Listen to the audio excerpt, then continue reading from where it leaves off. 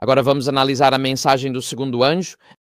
E se você estiver com sua Bíblia, convido você a talvez deixar o dedo em Apocalipse, capítulo 14.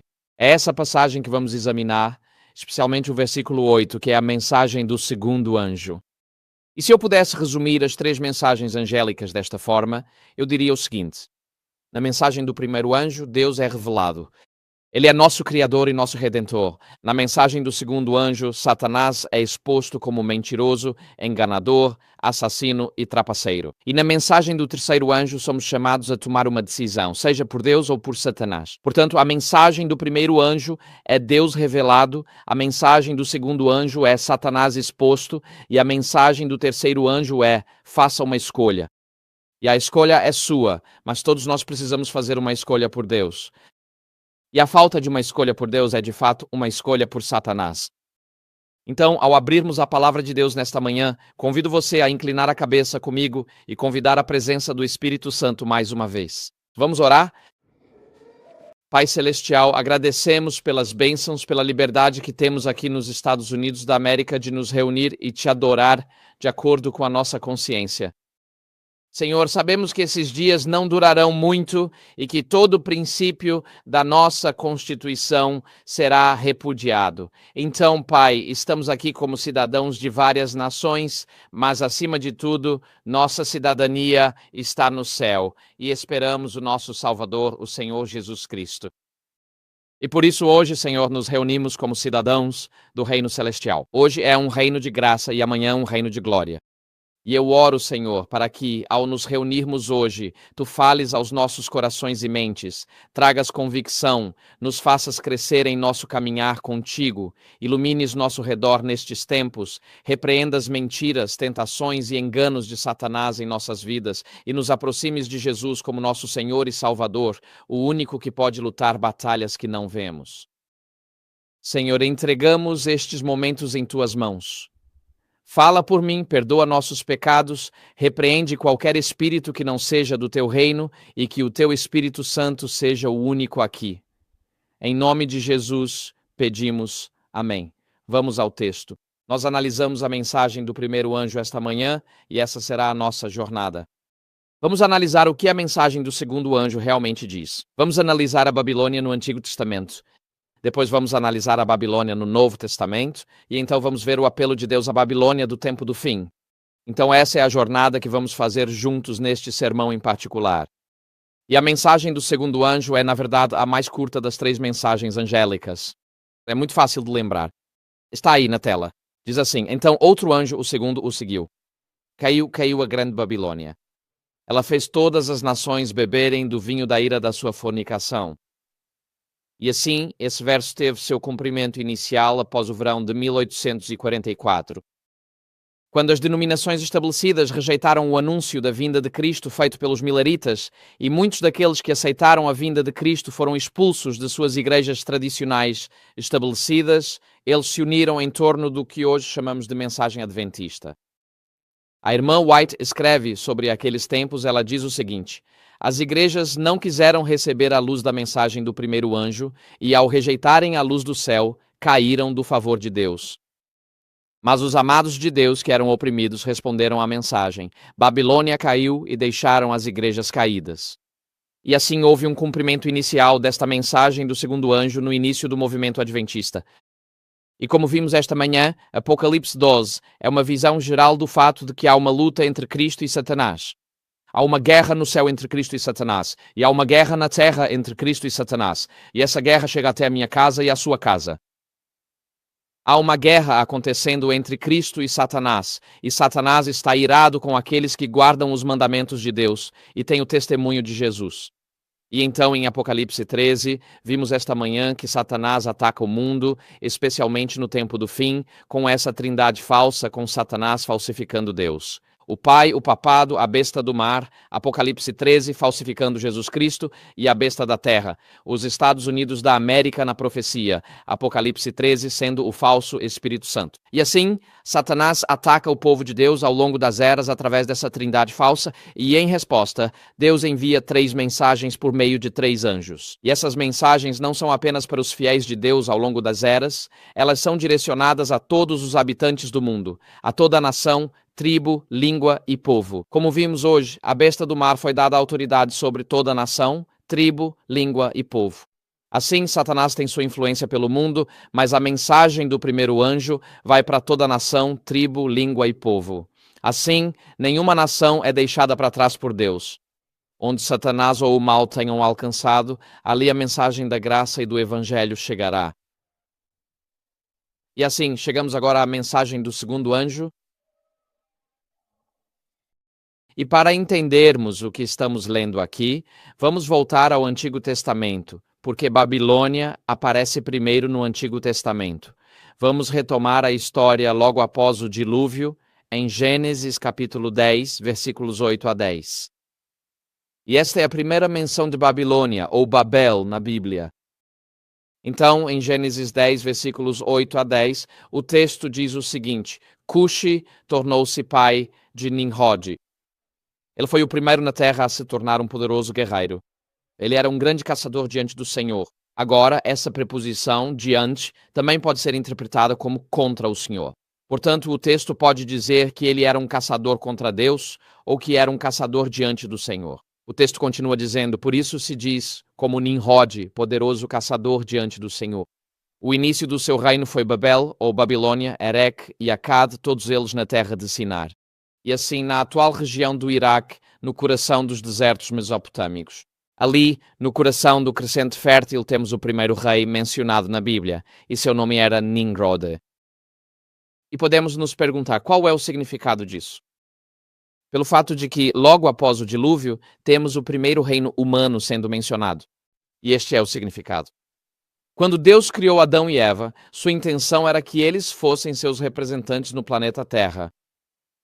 Deus é soberano, ele está no controle, mas Adão deveria ser seu representante, seu mordomo.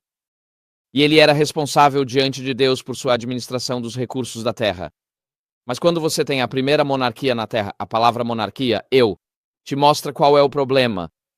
Porque a palavra monarquia é composta por 2 palavras. Mono significa único ou só, e arche significa cabeça ou governante.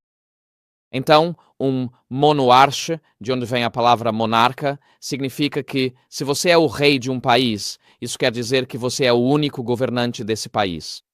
Isso também significa que você não responde mais a Deus, que tomamos nossas próprias decisões, que quando você é um monarca, ou tem uma república hoje em dia, ou um rei na Inglaterra, no Reino Unido, o próprio conceito de monarca é que não somos mais responsáveis perante Deus. Você é o único governante da nação, está no comando, a responsabilidade final é sua, e como rei, não responde a ninguém. Ao longo dos séculos, essa teoria se tornou o direito divino dos reis, a ideia de que Deus colocou aquele monarca no poder. E, portanto, você, como cidadão daquele país, nunca poderia questionar aquele rei, porque questionar o rei significaria ir contra o próprio Deus. E por isso há um problema com o conceito de monarquia dentro da Bíblia. Você sabe, A.T. Jones, um dos nossos maiores líderes em liberdade religiosa, se opôs veementemente à ideia de ter um presidente da Conferência Geral. Ele era fortemente contra isso porque dizia que se você tem um presidente, vai acabar tendo um estilo de liderança autoritário, régio, monárquico. Na igreja, ele dizia, é muito melhor ter uma pessoa eleita para ser o presidente do comitê executivo do que alguém como presidente da Igreja Mundial. Porque ser o presidente de um comitê não lhe dá tanta autoridade e poder absolutos quanto ser o presidente de algo. Então, A.T. Jones era muito contrário. Foi um dos nossos maiores líderes em liberdade religiosa, totalmente contrário a todo o conceito de monarquia. E se você pegar os livros dele, a série Impérios da Bíblia, ele escreveu uma série de livros sobre os impérios da Bíblia. Um deles era sobre o Império Assírio. Um deles era chamado, um deles tratava dos 4 reinos de Daniel 7. Outro era sobre o papado, chamado Império Eclesiástico. Mas a Associação Geral se irritou com ele. Muitas vezes a Associação Geral fica insatisfeita com líderes de liberdade religiosa. Eles enviaram esse líder. Disseram: faça uma viagem ao redor do mundo, embarque em um navio e esfrie a cabeça. Ele viajou pelo mundo de barco por cerca de 18 meses, e durante a viagem ele escreveu esses livros. Claramente isso não o acalmou, mas ele escreveu livros que recomendo ler. Neles ele desenvolve sua filosofia da história, a de que somos mordomos. Somos responsáveis diante de Deus por nossas decisões, seja como pessoas comuns, seja como reis ou não. Todos somos responsáveis diante de Deus e na igreja não deveríamos ter autoridade monárquica de rei. E então Nimrod, o primeiro reino na Babilônia, ali o próprio conceito de reino significa: você está rejeitando a soberania de Deus nos assuntos dos homens em favor da soberania dos homens nos assuntos dos homens. Assim nasceu o humanismo, logo após o dilúvio, de que respondemos a nós mesmos e a mais ninguém. E a própria palavra Babel ou Babilu significa o portão de Deus. Isso basicamente significa que os deuses estão distantes, se é que existem, mas nós somos supremos e soberanos em nossos próprios assuntos aqui na Terra. E ao invés de dispersar a população após o dilúvio por todo o mundo, para reabastecer e repovoar a terra, Nimrod reuniu a humanidade em algumas cidades no Oriente Médio. Ele construiu a Babilônia e construiu a Torre de Babel. O objetivo era fazer de seu reino e da Babilônia uma expressão de admiração e maravilha para todo o mundo. Um monumento ao humanismo, uma celebração da vida sem Deus. Uma afirmação de que nos reinos dos homens Deus não é mais soberano e que podemos resolver nossos próprios problemas sozinhos. Foi uma expressão de desconfiança em Deus e em suas promessas a Noé de que o mundo nunca mais seria destruído por um dilúvio. Junto com Nimrod surge também todo o sistema do paganismo. Veja, se você é imortal, então o salário do pecado não é a morte. E se o pecado não leva à morte, você não precisa de um Messias. Outro dia, mais especificamente ontem mesmo, na verdade, eu estava lendo bem tarde da noite e vi que o Pacific Union Recorder tinha um artigo detalhado sobre a promoção da evolução teísta. A ideia de que Deus iniciou a evolução e a guiou ao longo de séculos. O problema é que, além de não ser verdade, isso simplesmente ignora o que as Escrituras dizem. Se você crê que por milhões de anos houve ciclos de vida e morte, antes de chegar a Adão e Eva, o que isso significa é que a morte existia antes do pecado. E se a morte existia antes do pecado, então o salário do pecado não é a morte. E, portanto, você não precisa de um salvador para te salvar do salário do pecado. Então isso anula a necessidade do Evangelho. E assim, esse humanismo secular que se espalhou pelo mundo desde a época de Nimrod ainda nos afeta hoje dentro da nossa própria comunidade de fé. Mas com o paganismo vem a ideia de que você não precisa, de que você não vai morrer. E com isso vem o espiritualismo. A primeira mentira já dita foi por um teólogo. Foi por Satanás que disse à mulher, a serpente disse à mulher, você certamente não morrerá. A primeira pessoa na Bíblia a discutir o significado das palavras de Deus foi o próprio Satanás. Então isso faz dele o primeiro teólogo. Como diz um famoso historiador da igreja, que o céu nos livre da ira dos teólogos. Mas o primeiro teólogo da história foi o próprio Satanás. E ele, a serpente, disse a Eva, a mulher no jardim do Éden, você não morrerá. E assim, essencialmente, quase todas as grandes religiões do nosso mundo hoje acreditaram nessa mesma mentira, a mentira original, da imortalidade da alma. Você encontra a doutrina da imortalidade da alma no Islã, onde você ou vai para um paraíso por toda a eternidade, ou vai para o fogo do inferno por toda a eternidade. Eles só deixam de fora o purgatório no meio. O catolicismo promove a mesma mentira de que você é imortal, que quando morre vai para o céu, vai para o inferno ou vai para o purgatório. E então, se você acredita no paganismo, você também acredita na imortalidade da alma. Hinduísmo e budismo também. Também abraçam essa mentira original, a imortalidade da alma, com uma doutrina de reencarnação. Na verdade, você não morre, você volta em uma nova forma de vida. Você já pensou em compartilhar o evangelho com um hindu ou um budista? Se você acredita que vai passar por milhões de ciclos de vida e morte, e morte, e morte, isso é uma boa notícia ou uma má notícia? É uma notícia terrível. Quer dizer, quem sabe, em milhões de ciclos, você pode ter milhões de sogras. Quer dizer, alguém me pediu para falar sobre sogras, então aí está uma para você. Mas o problema dos ciclos de vida e morte é que na vida média você só sobe fisicamente nos primeiros 16 a 18 anos. Depois dos 18 começa a decair. Não é verdade? O corpo humano não é uma coisa bonita. Ainda bem que não sou da área de medicina ou enfermagem. Porque o corpo humano é basicamente uma bagunça, e fico feliz que estejamos todos com nossas roupas bonitas hoje. Porque o corpo humano é uma bagunça, e se você passa por vida e morte, isso significa que você terá milhões de ciclos de câncer, depressão, Alzheimer, esquizofrenia, psicose, diabetes e pressão alta. A ideia de que você terá que suportar isso milhões e milhões e milhões de vezes não é uma boa notícia. Mas a boa notícia do Evangelho para aqueles que acreditam na reencarnação da alma é que você vive e depois morre, e a próxima coisa que você sabe quando Cristo voltar é a vida eterna sem mais ciclos de morte. E assim, a mentira original contada por Satanás, de que você certamente não morrerá, se infiltrou em quase todas as grandes religiões do nosso mundo hoje. E muitos cristãos hoje de todas as denominações acreditam na mentira original de que você certamente não morrerá. E sendo assim, todas essas crenças são satânicas. Vamos chamar as coisas pelo nome. Se você crê nas mentiras de Satanás, na mentira original de que certamente não morrerá, essa é uma fé infernal, pois se você não vai morrer, não precisa de um Salvador. Essas ideias são promovidas por Satanás desde o Éden, passando por Nimrod e a ascensão do paganismo. A astrologia moderna de hoje é basicamente um paganismo que abrange o ocultismo.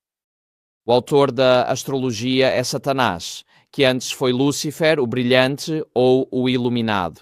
Os guias espirituais dos astrólogos são anjos caídos, conhecidos como demônios. Os principais deuses estelares pagãos são as emanações do Deus Sol, o governante do zodíaco, e acredita-se que ele controla todos os aspectos da sua vida. Hoje o ocultismo está em toda parte na sociedade americana. Está em todos os lugares que olhamos. Isso não é apenas algo que aconteceu na Babilônia há 6.000 anos.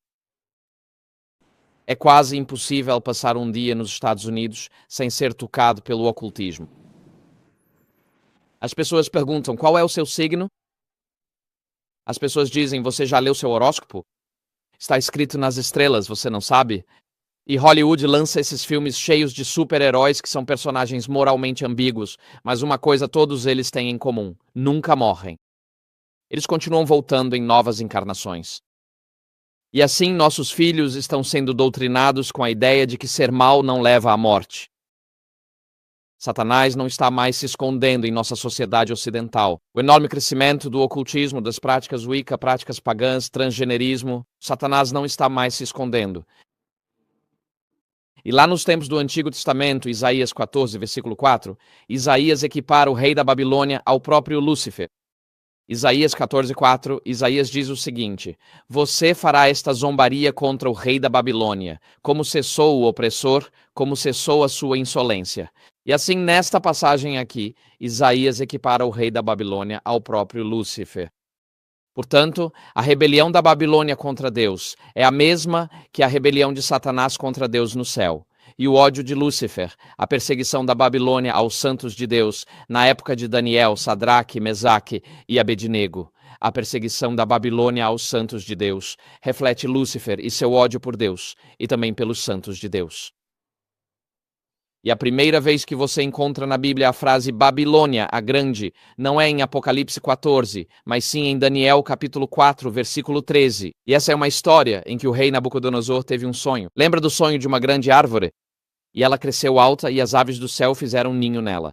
E os animais do campo se reuniam sob a sua sombra, e então uma voz do céu veio, e o juízo foi pronunciado, e aquela árvore foi cortada. Agora, se você ler sua Bíblia com atenção, esse não foi a primeira vez que esse sonho apareceu para um rei pagão. Ele também apareceu em Ezequiel para o faraó, e está relacionado à Assíria. Então esse era um sonho bem conhecido. Nabucodonosor não foi o primeiro a ter esse sonho. só pensamos nele, mas ele não foi o primeiro. Deus o advertiu por meio de Daniel, no capítulo 4 de Daniel, dizendo: expia a sua maldade, mostrando misericórdia aos oprimidos. E Nabucodonosor. Pensei nisso durante um ano. E ele refletiu sobre isso. E um dia ele está andando no topo do seu palácio e olha para a incrível cidade da Babilônia, que era a Nova York da sua época. Você? E ele olha para tudo aquilo e seu coração se enche de orgulho. E ele observa tudo o que construiu. Você sabe, os tijolos da Babilônia têm o nome de Nabucodonosor estampado neles. Você ainda pode ver o nome dele hoje nos tijolos da Babilônia. Ele queria que o mundo soubesse que foi ele quem construiu a cidade da Babilônia. E ele fica ali em seu palácio e o orgulho enche seu coração. E na tela você vê o texto que diz: o rei falou dizendo, não é esta a grande Babilônia? Ou em hebraico seria a Babilônia a grande. Não é esta a grande Babilônia que eu construí para ser morada real, pelo meu grande poder e para a glória da minha majestade. Assim, a expressão Babilônia, a grande, aparece pela primeira vez nos lábios de Nabucodonosor como uma manifestação de seu orgulho. É uma expressão de sua recusa em reconhecer a soberania de Deus nos assuntos dos reinos dos homens. O orgulho de Nabucodonosor reflete o de Lúcifer, cujo orgulho levou à rebelião no céu. E porque o rei era orgulhoso, tivemos um aviso profético em Isaías 21, verso 9, que diz: lá está o rei, há uma imagem olhando para a Babilônia, lá estão os jardins suspensos da Babilônia. A esposa de Nabucodonosor era do norte do Irã, ela era uma princesa de lá, e o norte do Irã é cheio de montanhas e neve no inverno, e ela odiava os desertos ao redor da Babilônia porque era apenas uma planície arenosa sem nada. E assim Nabucodonosor construiu os jardins suspensos da Babilônia. Tinha mais de 7 andares de altura, e ele colocou nesse edifício palácios e templos, e plantou árvores e florestas. Era como uma montanha verde surgindo nas planícies do deserto da Arábia Saudita, ali perto do rio Eufrates. Ele construiu os jardins suspensos da Babilônia como um presente de amor para sua esposa nostálgica. Mas em Isaías 21, 9, tive 7 anos de loucura. É onde surge a frase caiu, caiu, Babilônia. Não está só na mensagem do segundo anjo, remonta a Isaías, que diz o seguinte. Em Isaías 21, 9, ele disse, caiu, caiu, Babilônia. Todas as imagens dos seus deuses estão quebradas no chão. Então, antes da mensagem do segundo anjo, já temos essa mensagem no Antigo Testamento de que a grande cidade de Babilônia caiu. Em Jeremias 51, versículos de 6 a 8, vemos o comando de Deus ao seu povo. Fujam do meio de Babilônia, salvem as suas vidas. Não pereçam por causa da culpa dela, pois este é o tempo da vingança do Senhor. Ele está retribuindo a ela o que lhe é devido. Babilônia era como um cálice de ouro na mão do Senhor, embriagando toda a terra. As nações beberam do seu vinho e por isso enlouqueceram. De repente, Babilônia caiu e agora está despedaçada. Agora, isso não soa como o livro do Apocalipse para você? E isso foi dado em 700 a.C., 650 a.C. Portanto, isso foi dado muito antes dessas visões serem reveladas ao apóstolo João na ilha de Patmos. O que aprendemos sobre a Babilônia no Antigo Testamento? Bem, que Babilônia era um poder religioso e político, uma união entre igreja e Estado. Ela se opôs a Deus pessoalmente. Babilônia promovia doutrinas satânicas, adoração pagã de demônios e perseguia o povo de Deus. Mas Deus chamou seu povo para sair da Babilônia antes de trazer um julgamento repentino sobre ela. Ainda nem chegamos ao Novo Testamento. Só isso já nos diz tudo o que precisamos saber sobre a Babilônia de fato. Que Babilônia é uma união entre igreja e Estado. Babilônia é um poder perseguidor dos santos de Deus. Babilônia incentiva as nações da terra a matarem aqueles que são fiéis a Deus. Babilônia promove o paganismo, que é a adoração de demônios. Vamos direto ao ponto aqui. Não se trata de adorar ídolos, adorar Baal, adorar Dagon, adorar Moloque, adorar as Astarotes e as Istares. Isso era só a adoração de demônios vivos.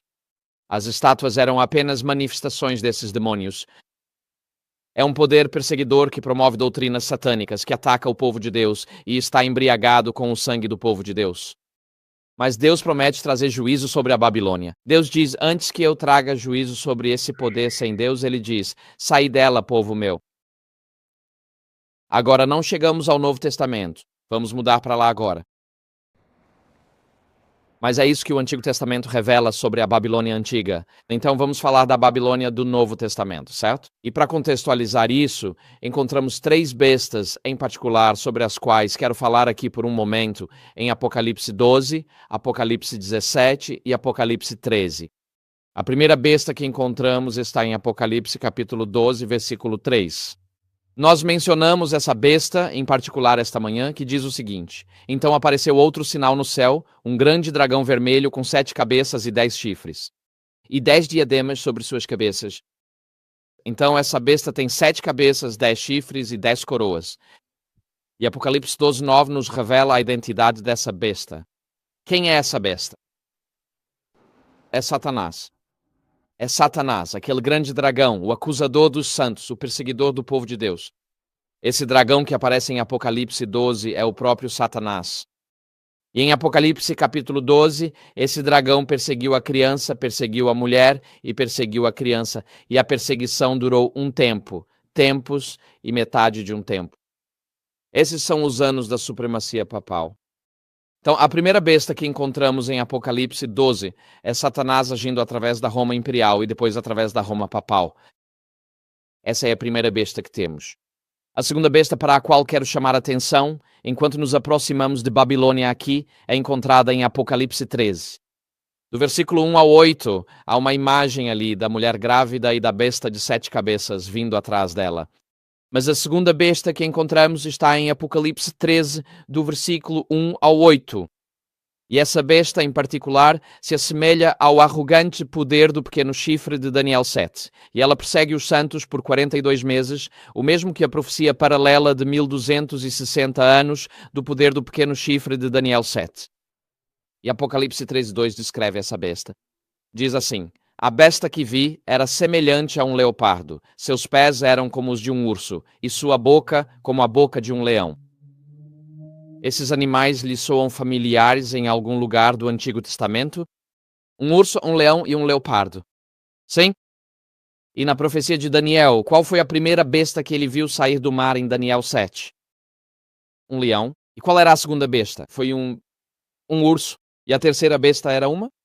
Leopardo. Mas repare que nesta descrição a ordem está invertida. Começamos com o leopardo, depois voltamos para o urso, depois voltamos para o leão, certo? A ordem foi invertida. O que indica que estamos olhando para a mesma besta, mas de um tempo diferente na profecia. Uma perspectiva temporal diferente está acontecendo aqui. Para te dar outro exemplo de como esses pequenos detalhes importam, abram suas Bíblias no livro de Daniel, capítulo 5, onde o profeta Daniel está conversando com o rei Belsazar. Este é apenas mais um exemplo de como isso funciona na profecia. Em Daniel, no capítulo 5, versículo 4, você lê sobre o rei Belsazar celebrando em seu palácio na Babilônia, enquanto os exércitos persas estavam do lado de fora, e o pai de Belsazar era Nabonido. Nabonido adorava o deus da lua, chamado Sim, e no deserto árabe não podia defender a Babilônia, então deixou seu filho Belsazar no comando. Belsazar e seu pai, Nabonido, eram os 2 governantes na Babilônia naquela noite. Belsazar faz um banquete e eles se reúnem usando os vasos de ouro e prata do templo de Jerusalém, roubados por Nabucodonosor 70 anos antes. Daniel 5:4 diz: beberam vinho e louvaram deuses de ouro, prata, bronze, ferro, madeira e pedra. Percebe isso? Então dizemos que sim, tudo bem. Então, quando Daniel entra naquela noite e interpreta a escrita na parede, são muitas. Tekel Yufassin, o que Daniel diz a Nabucodonosor é isto no versículo 23. Ele diz: vocês se exaltaram contra o Deus dos céus. Os utensílios do seu templo também foram trazidos diante de você e seus senhores e suas esposas e suas concubinas têm bebido o vinho deles. Você louvou os deuses de quê? de prata e ouro, de bronze, ferro, madeira e pedra. Então, Nabucodonosor está louvando os deuses de ouro, prata, bronze e ferro. E quando Daniel fala sobre o julgamento de Deus, ele inverte a ordem dos metais. Agora a mudança está acontecendo bem na sua frente, então esses pequenos detalhes importam. Só a ordem em que Daniel lhe apresenta os metais nos mostra que a transição está acontecendo. E naquela mesma noite, de fato, Belsassar foi morto pelos exércitos persas invasores. Então, essa segunda besta de um capítulo do Apocalipse que estamos analisando em Apocalipse 13, de 1 a 8, mostra uma perspectiva de tempo diferente da primeira besta de Apocalipse 12. Apocalipse 13 é a partir do fim do tempo de perseguição, enquanto Apocalipse 12 é a partir do início desse tempo de perseguição. Então você chega à besta número 3, Apocalipse 17, de 1 a 11. E ali você tem as 4 bestas de Daniel 7, Babilônia, Medo-Pérsia, Grécia e Roma. E você vê que a besta de Apocalipse 13 reivindica certa autoridade, a autoridade de Satanás. É um poder religioso de alcance mundial. Ela reivindica a igualdade com Deus. É um poder perseguidor. O número do seu nome é 666 e tem autoridade por 42 meses, ou 1260 anos. Não apenas os adventistas, mas voltando até a Idade Média com padres católicos, pessoas que eram estudiosos das Escrituras, reconhecem isso como uma descrição do papado, sendo um poder hostil a Deus. Mas a terceira besta que queremos analisar aqui encontra-se em Apocalipse 17. E o texto está na tela. Vocês podem me seguir em suas próprias Bíblias, se quiserem. Apocalipse 17, 1 a 11. E é isto que diz. Diz assim: Então um dos 7 anjos que tinham as 7 taças veio e falou comigo, dizendo: Vem, mostrar-te-ei o julgamento da grande prostituta que está sentada sobre muitas águas, com quem os reis da terra se prostituíram, e com o vinho da sua prostituição os habitantes da terra se embriagaram. Então ele me levou em espírito ao deserto, e vi uma mulher sentada sobre uma besta escarlate, cheia de nomes de blasfêmia, que tinha 7 cabeças e 10 chifres. A mulher estava vestida de púrpura e escarlate, adornada com ouro, pedras preciosas e pérolas, tendo na mão um cálice de ouro, cheio de abominações e das impurezas da sua prostituição, e em sua testa estava escrito um nome, um mistério: Babilônia, a Grande, mãe das prostitutas e das abominações da terra. E vi que a mulher estava embriagada com o sangue dos santos e com o sangue das testemunhas de Jesus. Agora, normalmente, nós nos referimos ao povo do Antigo Testamento como sendo santos. Nós chamamos as pessoas do Novo Testamento que morrem por Cristo de mártires. Não é assim? A palavra usada no Novo Testamento para uma testemunha em um tribunal é martus. É dessa palavra que vem o termo mártir. E no primeiro século, se você fosse cristão e fosse chamado diante do governador romano, haveria uma estátua de César, e você seria ordenado a oferecer um pouco de incenso à estátua de César e dizer: Caesar Curios, que significa César é Senhor. E os cristãos se recusavam porque diziam: Não, eu não acredito que César é Senhor. Eu acredito que Jesus Curios, que significa Jesus é Senhor. E quando você dava seu testemunho assim, você era uma testemunha. Isso significa que você estava dando testemunho em um tribunal, com a possibilidade de ser executado dependendo da sua resposta. E assim, esse poder perseguidor é um poder perseguidor que não apenas mata os santos do passado, Hebreus 11, os heróis da fé do Antigo Testamento, mas é um poder perseguidor que nos tempos do Novo Testamento mata os santos de Deus e faz isso muitas vezes através de um processo judicial. Se você quer um ótimo livro para ler neste ano novo, eu recomendo o livro Minha Fuga da Alta de Fé. É uma história real, e alta de fé é espanhol, e significa algo como um ato de fé. E assim, na Inquisição Espanhola, eles encobriam todo o derramamento de sangue com palavras que soavam muito bonitas. Então, quando eles te estrangulavam antes de te queimar na fogueira, o eufemismo era dizer que relaxavam o corpo. Portanto, Minha Fuga da Alta de Fé é um testemunho verdadeiro, é um depoimento legal, de um homem que nasceu no norte da Espanha e amava uma jovem, mas ela foi acusada de ser protestante, e de fato era. E por um verdadeiro milagre, eles escaparam de serem queimados vivos. Fugiram rapidamente e foram perseguidos de perto pelos espanhóis e ingleses. Foram até Paris, onde ele conseguiu um emprego como rendeiro para o rei da França e sua esposa, a rainha Catarina de Médici. Provavelmente uma das mulheres mais sanguinárias a ocupar um trono na história da humanidade, ela odiava protestantes com paixão e organizou, no final da década de 1560 ou 70, o que chamamos de Massacre da Noite de São Bartolomeu. E naquela manhã, ela disse que queria fazer as pazes entre protestantes e católicos. Ela convidou todos os líderes protestantes de todo o país para virem a Paris, e eles iriam celebrar um casamento entre um príncipe católico e uma princesa protestante do sudoeste da França. E esse seria um casamento político que traria paz entre protestantes e católicos.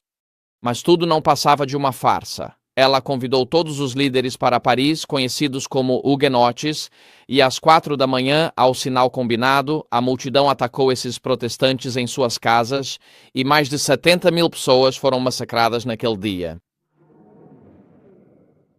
E a rendeira real da rainha era protestante. E ela sabia, e por algum motivo conhecido apenas por ela, não insistiu para que sua própria rendeira fosse executada. Talvez ela gostasse das rendas que ele fazia para ela. Bem, esse rendeiro fugiu com sua esposa para a Inglaterra, e muitos anos depois, quando morreu, ele escreveu essa história, que foi lida como parte de seu testamento, e você pode comprá-la hoje. Chama-se Minha Fuga do Alto da Fé. Está à venda na Amazon por cerca de $10. Mas isso te dá uma boa compreensão quando o texto diz que ela está embriagada com o sangue dos santos e com o sangue das testemunhas de Jesus. É exatamente isso, esse poder perseguidor. Vamos continuar lendo sobre essa besta em particular aqui. Então, essa mulher prostituta de Apocalipse 17, o que ela representa? Um sistema falso de religião. Veja, todas essas 3 bestas que acabamos de mencionar aqui cobrem uma história semelhante, mas de uma perspectiva diferente. A primeira besta, o dragão em Apocalipse 12, mostra a perseguição satânica aos santos de Deus. Desde a Roma imperial, passando por Roma papal, até chegar ao remanescente fiel que guarda os mandamentos de Deus.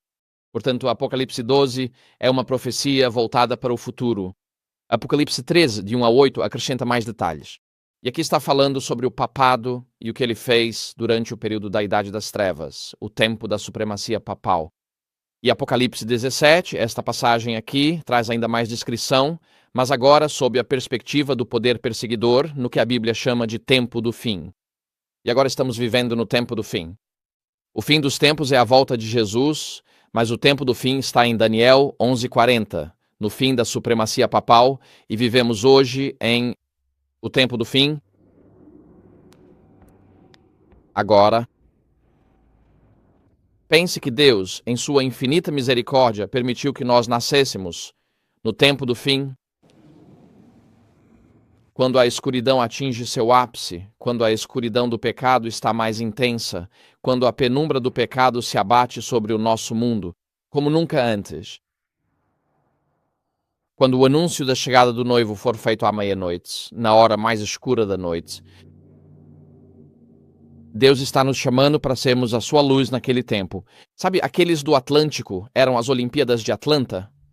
Havia uma cantora norte-americana maravilhosa chamada Whitney Houston. Ela interpretou lindamente uma música chamada Give Me One Moment in Time. Alguém aqui se lembra dessa música? Apenas me dê um momento no tempo. Bem, neste momento, quando Deus precisa que o seu povo brilhe por ele, na hora mais escura da terra, em sua misteriosa providência, ele não colocou aqui Abraão, Isaque e Jacó. Ele não colocou Esther, Maria ou Maria Madalena aqui. Somos nós que somos seus representantes na hora mais escura da terra. E se Deus nos colocou neste momento da história, é porque Ele vê que podemos fazer muito mais do que conseguimos imaginar para nós mesmos. Não há limites para o que Deus pode fazer através de um homem ou uma mulher totalmente consagrados a Ele. Na hora mais escura da terra, Ele não escolheu o corajoso José, nem o corajoso Daniel, nem a corajosa Esther. Ele nos escolheu aqui hoje. Não nascemos apenas nesta época, não nascemos apenas neste tempo, e pela providência de Deus, nascemos para este tempo, para sermos campeões de Deus na hora mais escura da terra. Então, cada uma dessas bestas cobre uma história diferente, mas de uma perspectiva muito diferente, e mais detalhes são dados sobre a mulher da terceira besta. Essa mulher é um símbolo da igreja, mas ela também é uma prostituta ou meretriz. E a besta sobre a qual ela cavalga representa poderes terrenos sucessivos. Agora, hoje, não vamos entrar em detalhes sobre todos esses poderes terrenos sobre os quais ela está montada, mas basta dizer que o que encontramos aqui, até o fim dos tempos, em especial, é que existe um poder religioso apóstata global que está em união com as nações do mundo. Como um resumo geral do que este capítulo está tratando aqui, lemos mais adiante neste capítulo 17, verso 15, que ela está sentada sobre muitas águas, significando que ela é uma igreja universal. O termo antigo para isso é católica. Hoje existem duas igrejas católicas, a Igreja Católica Romana e o Movimento Adventista do Sétimo Dia. Ambas são de alcance mundial. Você não encontra batistas do Sul em todo lugar, mas há dois movimentos de alcance mundial. Os adventistas do Sétimo Dia e a Igreja Católica são universais, presentes em quase todos os países. Mas esta é uma mulher caída, uma Igreja Católica em união com as nações do mundo. Agora, poderíamos falar sobre nosso relacionamento formal com a ONU nesta manhã, porque soa notavelmente semelhante ao que estamos discutindo aqui, mas não vamos. Vamos apenas manter o foco aqui. Vamos ao que a mensagem realmente diz. A mensagem diz, está na tela, caiu, caiu. É a Babilônia a Grande. Ela fez todas as nações beberem do vinho da ira da sua fornicação. Na mensagem do primeiro anjo, eles trazem o que é chamado de Evangelho Eterno, o que significa que o Evangelho não termina. É sempre uma boa notícia e sempre continuará e sempre estará em operação. Mas quando a mensagem do segundo anjo, ao olharmos para a Babilônia, essa união entre uma igreja caída e as nações, a primeira coisa que aprendemos é que ela não é permanente, pois a Babilônia caiu. Embora o evangelho possa ser permanente, a Babilônia e sua perseguição aos santos possuem um limite definido onde Deus dirá, basta. Caiu é Babilônia a Grande. O evangelho é eterno, mas Babilônia não é permanente. Isso significa que suas doutrinas falsas não serão permanentes, e suas perseguições também não serão permanentes. E a repetição da palavra caiu é Babilônia, indica que essa questão está realmente determinada por Deus. Não há nada que a Babilônia do tempo do fim possa fazer para impedir o juízo de Deus sobre ela. E assim, essa união de perseguição do tempo do fim entre igreja e Estado, entre o papado e as nações do nosso mundo, hoje pode parecer grande, pode dominar o mundo atualmente, mas Deus disse que esse sistema está sob o juízo de Deus. Ela caiu e o evangelho é eterno, mas o que eles fazem é limitado no tempo e no espaço. Sou grato porque Deus estabeleceu um limite além do qual o mal não pode ir. Há um limite além do qual o mal não pode ir. E assim o texto diz, ela fez todas as nações beberem do vinho, da ira, da sua fornicação. Isso é paralelo ao que lemos anteriormente em Jeremias 51:7. Essa igreja caída seduz e engana o mundo inteiro em Apocalipse 13 para receber a marca da besta, que é a falsa adoração e a falsa doutrina. Por quê? Porque a promessa é, se você participar dessa falsa adoração, poderá manter a estabilidade política e a prosperidade econômica. Então, quais seriam exatamente essas doutrinas falsas? Trata-se do vinho da ira, da sua fornicação. Bem, 2 Tessalonicenses 2, de 1 a 12, quando o texto diz ali, ela fez todas as nações beberem do vinho da ira, da sua fornicação. De acordo com 2 Tessalonicenses 2, de 1 a 12, que não leremos hoje, haverá uma grande apostasia antes que Cristo volte. E essa grande apostasia se concentraria no que esse texto chama de o homem do pecado, que é a igreja caída de Roma. E o tempo é curto, e algumas pessoas pregam e se levantam e dizem, essa foi a apostasia do Mediterrâneo. Não, o tempo é curto, irmãos e irmãs. Precisamos ir direto ao ponto. Estamos falando da Igreja Católica Romana, o anticristo da profecia, que é a principal fonte de doutrinas satânicas no mundo de hoje. E quais seriam esses falsos ensinamentos? Tais ensinos entrariam no corpo de Cristo desde os apóstolos em diante. E eu vou apenas listar alguns desses falsos ensinamentos aqui, mas você terá a falsa missa substituindo o sacrifício único de Cristo. Na missa, existe a ideia de que Cristo é sacrificado repetidamente e que já não é mais um sacrifício único e definitivo pelo pecado humano. Outras doutrinas falsas incluem isto, que você tem um sacerdócio terreno e caído substituindo um sumo sacerdote celestial e santo, Cristo em seu ministério sacerdotal supremo. Temos a ideia de que Maria, já morta, substituiria o Salvador vivo como o único intercessor entre a humanidade e Deus. Ela intercede na doutrina católica. Dizem que se pode confessar pecados a homens em vez de a Deus. Dizem que se pode fazer penitência em vez de ter um coração penitente. Erro de tradução na Vulgata em Mateus. Mas Deus quer que sintamos tristeza pelo pecado no coração. Ele quer que sejamos penitentes. Ele não quer que façamos penitência como peregrinações, rezas ou doações. Não é isso que Deus procura. Ele busca corações cheios de tristeza por romperem o laço com o Pai Celestial. Isso é o que significa ser penitente. Você tem a doutrina da venda de indulgências. Se você doar dinheiro para os fundos de construção da igreja, então pode pecar o quanto quiser pelo resto da vida. Há uma razão pela qual a degradação moral se espalhou pelos países católicos. Porque na cosmovisão protestante devemos nos arrepender, ser batizados e crer. Evite o pecado. Mas no catolicismo você pode pagar e ser estuprador, assassino, mulherengo e trapaceiro sempre. Deus aceita porque você pagou. Para onde foi o dinheiro das indulgências? Financiou a Basílica de São Pedro, em Roma, que existe até hoje. E toda vez que você vê o Papa em pé naquele grande edifício na TV em Roma, na icônica Praça de São Pedro, em frente a ela você está olhando para os lucros da venda de indulgências na Idade Média, na Europa. Foi para lá que esse dinheiro foi. Você paga o seu dinheiro, constrói um prédio e pode pecar alegremente pelo resto da vida. Você tem a adoção da canonização de santos mortos. Isso é um ato de genialidade satânica, porque onde quer que a Igreja Católica tenha ido, ela adotou deuses falsos locais, deu-lhes um nome católico, santificado, e os transformou em santos católicos. E assim você tem esse sincretismo entre o paganismo local e o animismo sendo trazidos para dentro da Igreja Católica. Você tem a adição dos livros apócrifos à Bíblia. Você tem a doutrina da Imaculada Conceição de Maria. Essa doutrina aqui, o que ela significa, é que Maria foi concebida de maneira sem pecado por seus pais. Não é que Cristo foi concebido sem pecado. A doutrina da Imaculada Conceição diz que Maria tinha que ser sem pecado, e, portanto, ela teve que ser concebida de forma sem pecado por seus pais. Então, estamos retrocedendo uma geração para proteger Maria na doutrina, na Mariologia, a exaltação de Maria como Mãe de Deus. Como Theotokos, como diz a Igreja Oriental, você tem a Assunção Corporal de Maria, com Maria já no céu. Sobre isso, as Escrituras permanecem totalmente em silêncio. Você tem Orígenes ensinando que a Escritura não pode e não deve ser entendida como está escrita. Busque sempre o sentido alegórico das Escrituras em vez da leitura literal.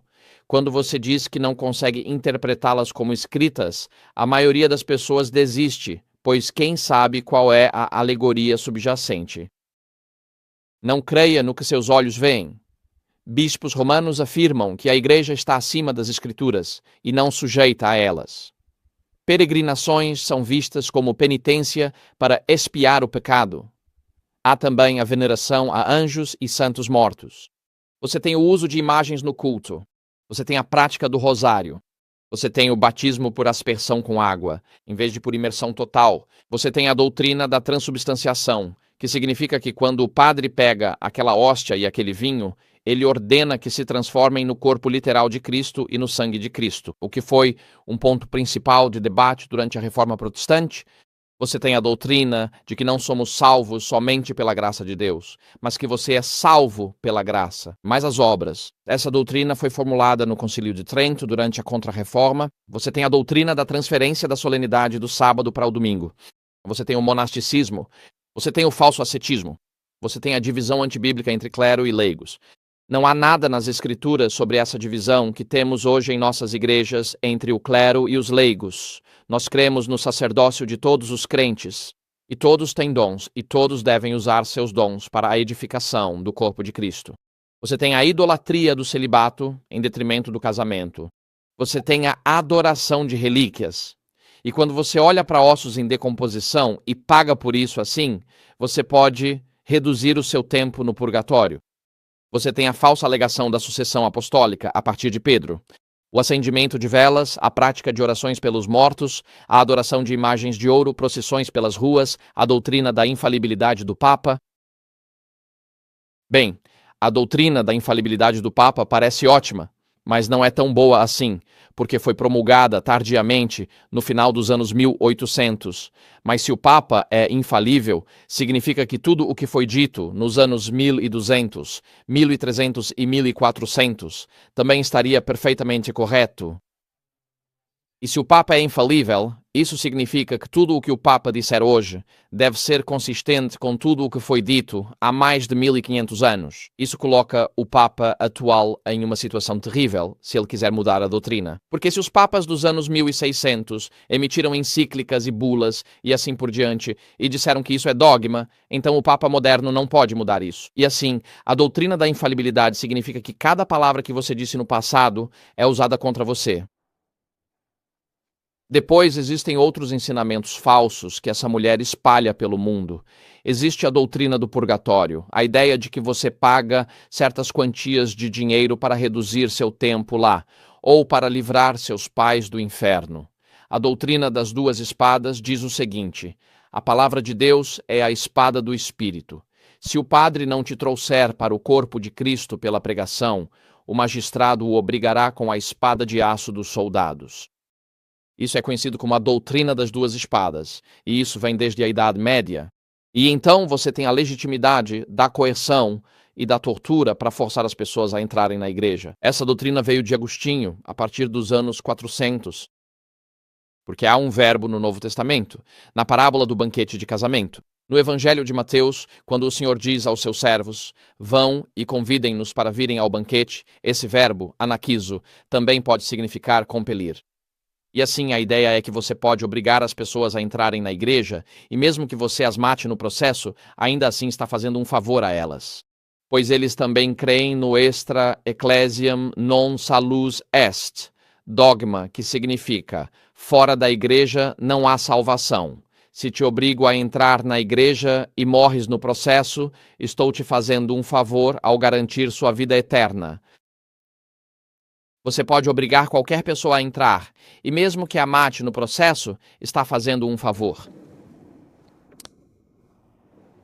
Sim, diz a Bíblia, essas falsas doutrinas se espalharam pelo mundo, e milhões pagaram com suas vidas como resultado dessas falsas doutrinas.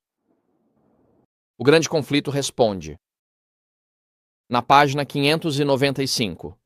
Lemos no seguinte trecho: mas Deus terá um povo fiel sobre a terra para manter a Bíblia, e somente a Bíblia, como o padrão de todas as doutrinas e a base de todas as reformas. As opiniões de homens eruditos, as deduções da ciência, os credos ou decisões de concílios eclesiásticos, tão numerosos e discordantes quanto as igrejas que eles representam, a voz da maioria. Nenhuma dessas coisas, nem todas juntas, devem ser consideradas como evidência a favor ou contra qualquer ponto de fé religiosa. Antes de aceitar qualquer doutrina ou preceito, devemos exigir um claro "assim diz o Senhor" em seu apoio. Amém e amém. E em outro lugar, ela continua dizendo, não tenho a citação comigo, mas citei há apenas algumas semanas. Mesmo na igreja, não devemos aceitar um "assim diz a igreja". Devemos aceitar apenas um "assim diz o Senhor". Pois a única verdade absoluta em nossas vidas é a palavra de Deus. Mas se vai exigir um "assim diz o Senhor", você deve conhecer as Escrituras por si mesmo, para validar o que lhe dizem. Nós devemos interpretar corretamente a palavra de Deus e conhecê-la por nós mesmos. Assim, se nos apresentam algo, imediatamente saberemos se é falso. Quando minha esposa prepara uma certa sopa para mim, eu sei que veio das mãos dela. Eu consigo reconhecer perfeitamente aquele sabor. Se me oferecem uma sopa em outro lugar, pode ser boa, mas não é a da minha esposa. Se não conhecermos o original por nós mesmos, seremos seduzidos pelas doutrinas mentirosas dos demônios. Por isso estamos na igreja neste sábado, mas encorajo você a estudar nossas doutrinas bíblicas. E se você não consegue fazer isso, você não está preparado para o que está por vir. Devemos ser capazes de dar uma resposta inteligente para a fé que prezamos. É fácil sentar na igreja, ouvir e dizer amém, mas precisamos conhecer isso por conta própria. Você diz, não consigo. Encontro pessoas em aviões que sabem as médias de beisebol de anos atrás. As pessoas enchem suas mentes com lixo, com escória, com futilidades, com bobagens. E com o que estamos enchendo nossas mentes? Nossas mentes devem estar saturadas com a palavra de Deus. E devemos estar preparados para o que está por vir para o nosso mundo. Jesus disse, portanto, fiquem atentos e vigiem. Devemos estar preparados para o que está por vir em nosso mundo. E este texto aqui, Apocalipse 17, versículo 6, nos diz que essa mulher é uma mulher perseguidora. À esquerda, você tem Apocalipse 17, 6 e à direita, Apocalipse 18, 24. Estes versículos tratam da Babilônia do tempo do fim. Apocalipse 17, 6 diz, vi a mulher embriagada com o sangue dos santos e das testemunhas de Jesus. Assim, a Babilônia final será um poder perseguidor, matando os santos de Deus. Vamos entender isso. Ser um cristão não é uma garantia de que você será protegido da perseguição. Nabucodonosor se tornou um seguidor de Jeová, você sabia disso? Em Daniel 1, o politeísta Nabucodonosor, adorador de vários deuses, capturou Jerusalém e levou Daniel e seus 3 companheiros cativos, provavelmente os tornando eunucos nesse processo. E em Daniel capítulo 2 ele ainda é politeísta. Em Daniel 2, ele tem um sonho e conclui, agora sei que o Deus de Israel é o Deus Supremo. Lembra disso? Isso significa que agora ele é um enoteísta. Um enoteísta acredita em vários deuses, mas há um Deus acima de todos. Em Daniel capítulo 3, ele joga os 3 hebreus na fornalha e exalta o Deus de Israel sobre os outros deuses e nações do mundo. Mas em Daniel 4, depois de seus 7 anos de loucura, esse é o testemunho pessoal de conversão de Nabucodonosor. Ele agora é um adorador do Deus Jeová. Em cada etapa de sua jornada, as pessoas que o incentivaram eram seus prisioneiros e escravos, homens que ele havia roubado de suas casas para uma terra estrangeira. Deus usou o sofrimento deles para trazer o governante do mundo conhecido para o reino de Deus. Então, às vezes, é justamente a injustiça que enfrentamos hoje que leva os governantes de nossa terra a ter fé em Deus. Porque é quando eles veem como respondemos à dor, ao sofrimento e à perseguição que percebem um poder superior em nós, além do que qualquer psicólogo possa entender. E esse poder é a presença do Espírito Santo. À direita da tela diz, este é Deus, falando sobre o tempo do fim. Em Babilônia, achou-se o sangue dos profetas, dos santos e de todos os mortos na terra. Isso incluiria os próprios filhos de Jeffrey Epstein, porque esta é a frase completa. E todos os que foram brutalmente massacrados na terra. Para toda criança natimorta, toda criança abortada, toda criança assassinada, toda criança abusada e sacrificada por Epstein e seus cúmplices globais. Saiba que Deus sabe de tudo, e Ele certamente os responsabilizará por cada um de seus atos. Esta passagem aqui nos diz claramente que Deus conhece os seus. Deus vê a perseguição de seus filhos. Ele os conhece pelo nome, Isaías 43, de 1 a 4, e Deus trará destruição repentina e julgamento eterno sobre a Babilônia do tempo do fim, antes que Jesus volte. Que alguém diga amém para isso. Esses sistemas globais de perseguição e opressão vão colapsar um dia, quando Deus trouxer as pragas finais. Então, qual é o apelo de Deus para aqueles que estão na Babilônia do tempo do fim? Qual o apelo de Deus para os que estão na Babilônia do fim? Diante dos enganos de Satanás para desviar o mundo e tentar enganar os santos, até em Atlanta, em 2026, para não perdermos a salvação, Deus envia estas 3 mensagens finais de misericórdia. E no capítulo 18 de Apocalipse, que continua o relato. A mensagem do segundo anjo é uma mensagem sobre a Babilônia. A mensagem do primeiro anjo é o evangelho eterno. A do segundo expõe Satanás e a Babilônia do fim. E a terceira exige uma escolha. Vamos analisar esses pontos nesta tarde. Diz, Depois disso, vi outro anjo descendo do céu com grande autoridade, e a terra se iluminou com o seu esplendor. Ele bradou com voz poderosa: Caiam e caiam em sua Babilônia a grande. Tornou-se morada de demônios, antro de todo espírito maligno. Antro de todas as aves imundas, antro de todas as bestas imundas e odiosas. Pois todas as nações beberam do vinho da fúria da sua prostituição, e os reis da terra se prostituíram com ela, e os mercadores da terra se enriqueceram com o poder do seu luxo. Então ouvi outra voz do céu dizendo: Sai dela, povo meu, para que não sejas participante dos seus pecados, e para que não recebas as suas pragas. Pois os pecados dela se acumularam até o céu, e Deus se lembrou das suas iniquidades. O ponto principal é este: o juízo está vindo para aqueles que perseguem os santos de Deus. Eu digo amém e amém. O juízo está vindo da parte de Deus, em favor dos inocentes que sofreram e foram massacrados ao longo dos séculos. Deus é um Deus de justiça. O sangue do justo Abel clama da terra, assim como o sangue de todos aqueles que, ao longo dos séculos, sofreram opressão, assassinato, derramamento de sangue e perseguição, especialmente por causa de sua fé. E eu digo: louvado seja o Senhor, que Deus vai restaurar todas as coisas novamente. Um dia, no futuro, Deus vai restaurar todas as coisas. E esta passagem aqui é muito clara. Caiu a grande Babilônia. E novamente falo sobre Epstein porque está nas notícias. Apocalipse 18 poderia ter sido escrito só para Epstein.